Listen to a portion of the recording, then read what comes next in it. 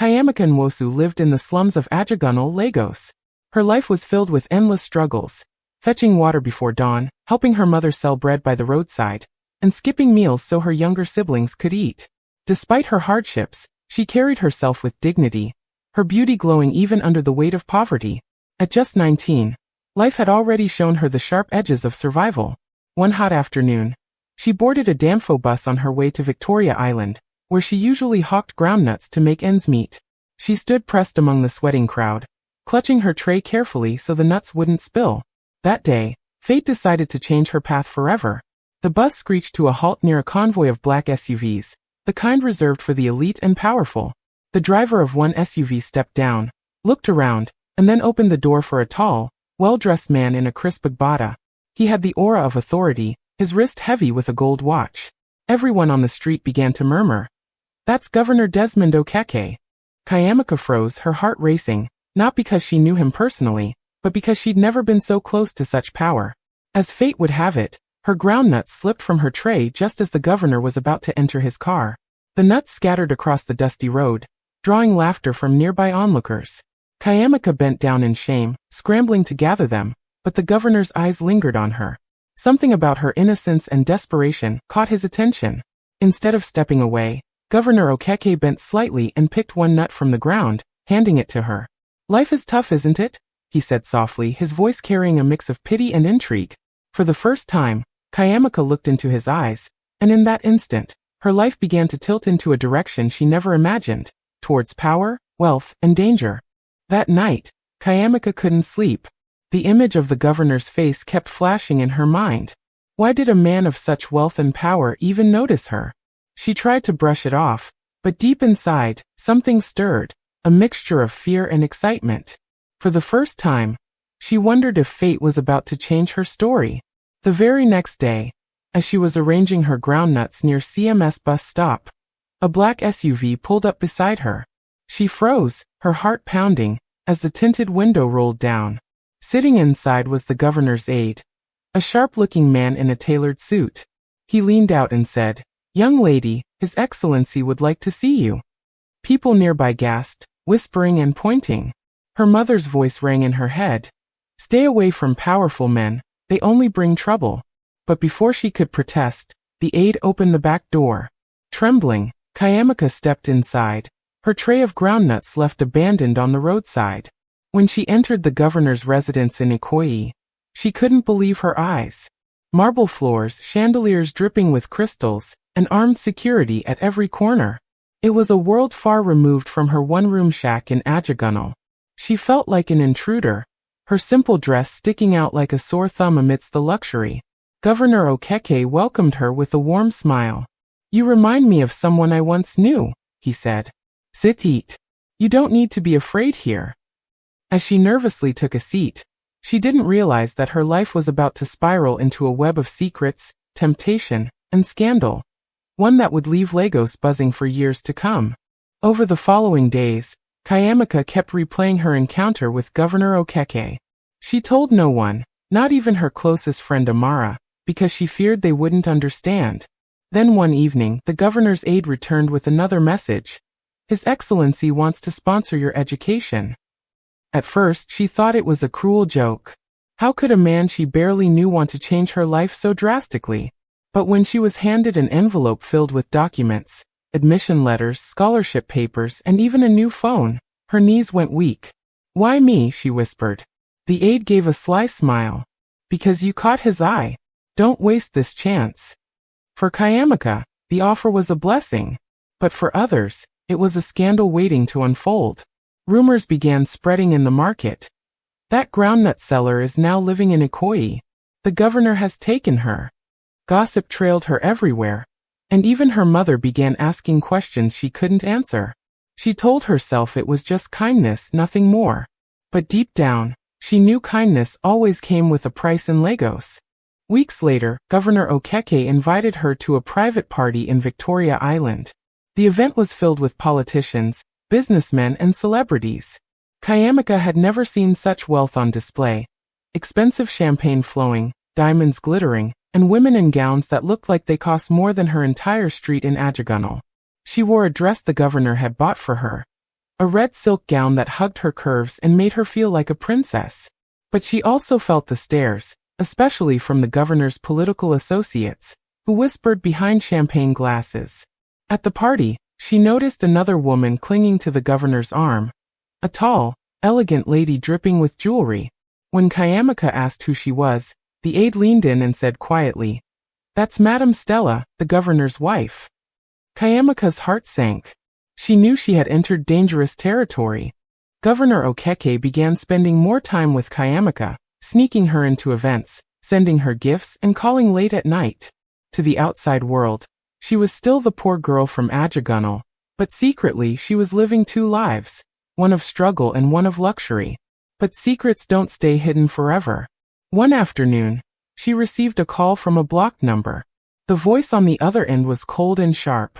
"Stay away from my husband, or I'll destroy you." It was Madame Stella. Kayamika froze, tears welling in her eyes. For the first time, she realized she was trapped between power, wealth, and survival. The world that had lifted her up was the same world that could destroy her in an instant. The words from Madame Stella kept echoing in Kayamika's ears. She could barely eat or sleep. For days, she avoided the governor's calls, hoping he would lose interest. But Governor Okeke was not a man easily ignored.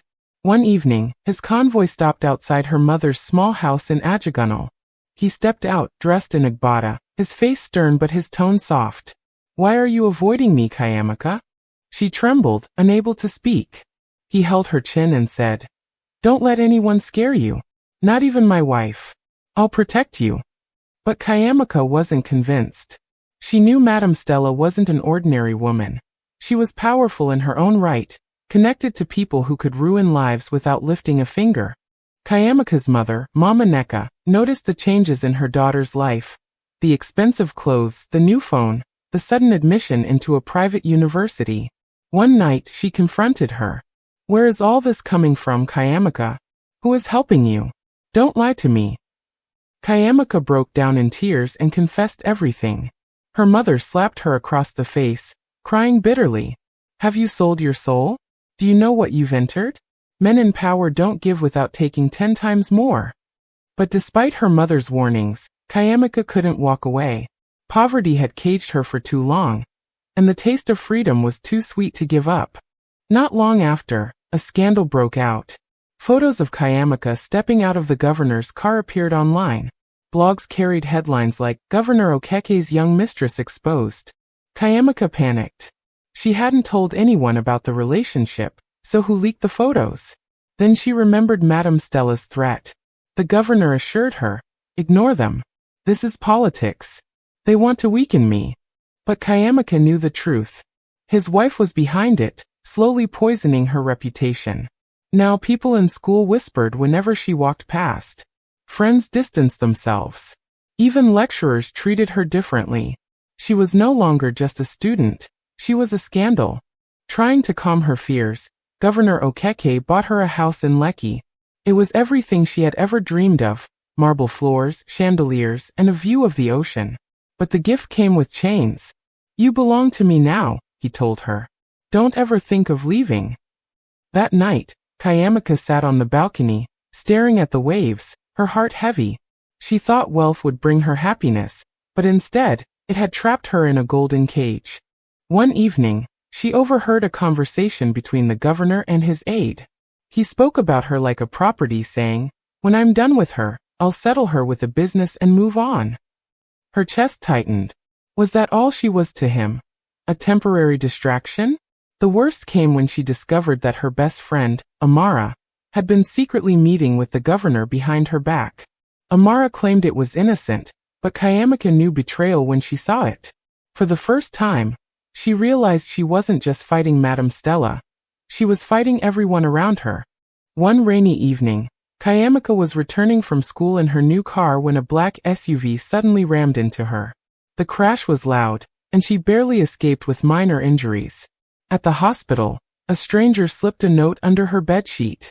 It read, "Leave him now, or next time, you won't be so lucky." Her hands shook as she read the words. Someone wanted her gone, and deep inside, she knew exactly who was behind it. Madame Stella had escalated her threats into action. Determined to protect herself, Kayamika decided to meet the governor's wife in secret. She sent word through an old family friend who knew Madame Stella's circle. When they finally met in a quiet cafe, Madame Stella's eyes burned with fire. "I warned you, little girl. Do you think you can destroy my home and get away with it?" Kayamika pleaded. "I didn't want this life. I just wanted a chance." Madame Stella smirked, sipping her tea. "Then take this chance. Leave my husband, and I'll make sure you're never poor again." The offer stunned Kayamika. Was she being bribed to disappear?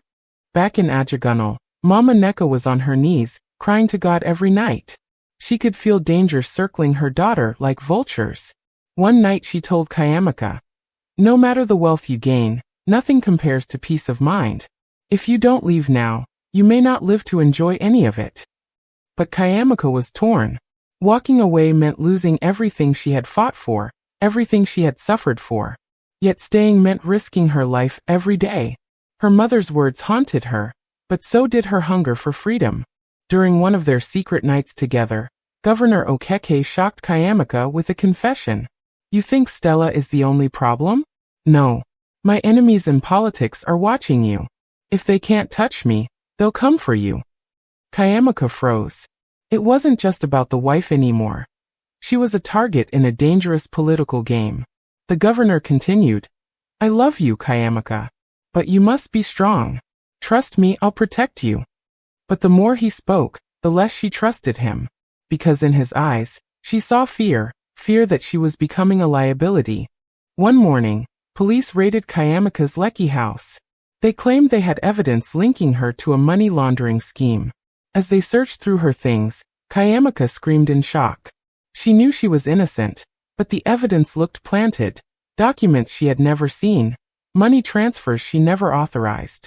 The governor denied knowing anything, but she could see the cracks. Someone powerful was orchestrating her downfall, and she was caught in the middle. For the first time, Kayamika realized she was alone. Kayamika rushed to the governor's mansion, begging him to intervene. But to her shock, security refused to let her in. A guard whispered as he pushed her away. Madame Stella gave strict orders. "If you value your life, leave now." Tears streamed down Kayamika's face. The man she thought would protect her had abandoned her. The same governor who promised her the world now acted as though she didn't exist. It was then she understood. To them, she was just a disposable pawn. Just when all hope seemed lost, she received a call from Emmanuel, the governor's estranged younger cousin. "I know what's happening to you," he said. "They used me once too. If you want to survive, you need to listen to me." Kayamika hesitated. Trusting him could be a trap. But she had no one else. She agreed to meet him at a hidden restaurant in Surulere. Emmanuel revealed shocking truths about the governor's shady deals, and how Kayamika had become the perfect scapegoat. Her world tilted again. She was in deeper trouble than she thought. Emmanuel handed Kayamika a flash drive. "On this drive are documents exposing everything your governor lover has been hiding. If you release it, he goes down, not you." Kayamika's hands trembled as she held the small device. It was her lifeline and her curse. With it, she could clear her name. But if she used it, she would be taking on not just the governor, but an entire political empire. And Emmanuel's final words lingered in her ears.